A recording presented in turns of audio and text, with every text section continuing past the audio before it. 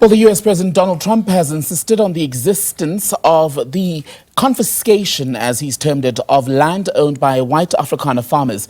Now, what happened in his briefing or the meeting today with President Cyril Ramaphosa is that he brought up videos of EFF leader Julius Malema. In one of those videos, we heard the chanting of the anti-apartheid song, Kill the Boer.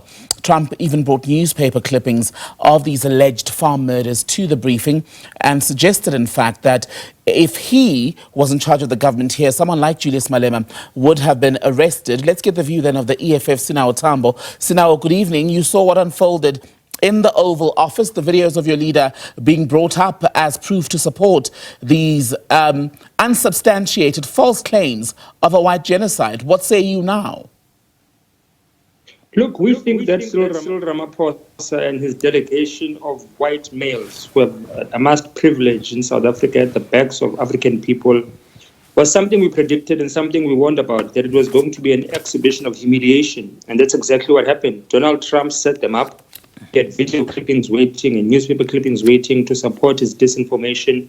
And sadly, the president of South Africa, alongside the Minister of Agriculture, John Steenhuisen, and alongside Johan Rupert, failed to discount those false claims and ended up backing down and disowning the court judgments of the Equality Court, the Supreme Court of Appeals, and the Constitutional Court of South Africa about Kill the Boer, Kill the Farmer, which is a song directed at a system of oppression.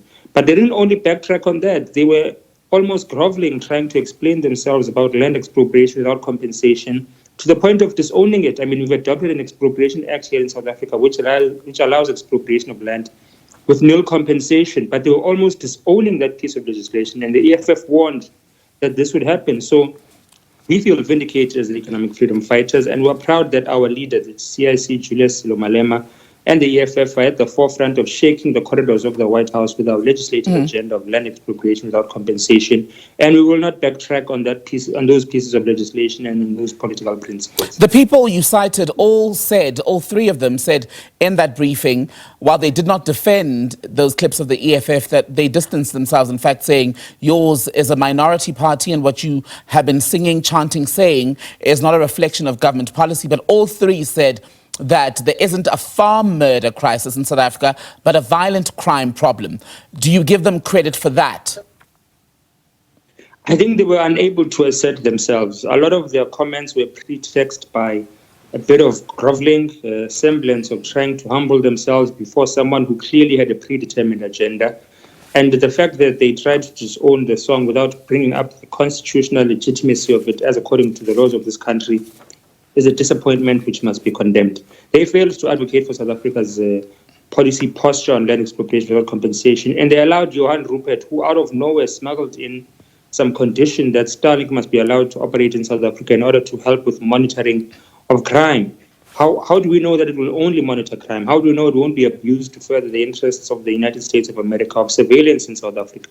So I think that, and as the EFF, we think that this was a complete failure by the entire delegation, and the inclusion of the likes of Johan Rupert, who brought up their personal enmity towards the EFF and its leader, Julius Malema, since the days of his youth league, was a reflection of the fact that there was no intention to try to salvage any diplomatic relation there. Cyril Ramaphosa's delegation was actually contradicting him on many instances. So this was a complete humiliation, and we should continue not to abandon our legislative agenda and mandate at the behest of Donald Trump. The EFF is very clearly opposed to the right-wing elements in the Afrikaner community, as well as in a place like the United States, right? But ultimately, as we've seen today, some of what's been said at your public events has now been taken and added as a weapon in the arsenal of the people who are spreading these false claims of a Afrikaans or Afrikaner genocide in South Africa, claims of the confiscation of land. What is the feeling of the EFF that ultimately now your words are going to be used as a weapon even beyond the Oval Office meeting today? As the EFF, we have a moral and ethical backbone to defend the things we say. We have a moral and ethical backbone to defend South Africa, its sovereignty, and the will of the people. The Expropriation Act was adopted by a majority in Parliament, which is a representation of the will of the people of this country. So any attempts to run away from its justified call for expropriation of land with nil compensation for purposes of public use is cowardice, and it's something we condemn, and it's something that we will not be complicit in or form part of. We are going to continue to chant, kill the boer, kill the farmer. We are going to continue to pursue constitutional and legislative mechanisms to expropriate the land without compensation. And we're not going to backtrack on that, whether Donald Trump is calling for the arrest of Julius Malema or not. We have the sovereign right to pursue redress in this country to fix the injustice of the past, and this includes solving the unequal patterns of land distribution. We are going to continue to oppose the presence of Starlink, which belongs to Elon Musk in South Africa, which is going to be at the center of the table there, and we are going to continue to pledge solidarity with the people of Palestine. And we are allies of Palestine and not Israel.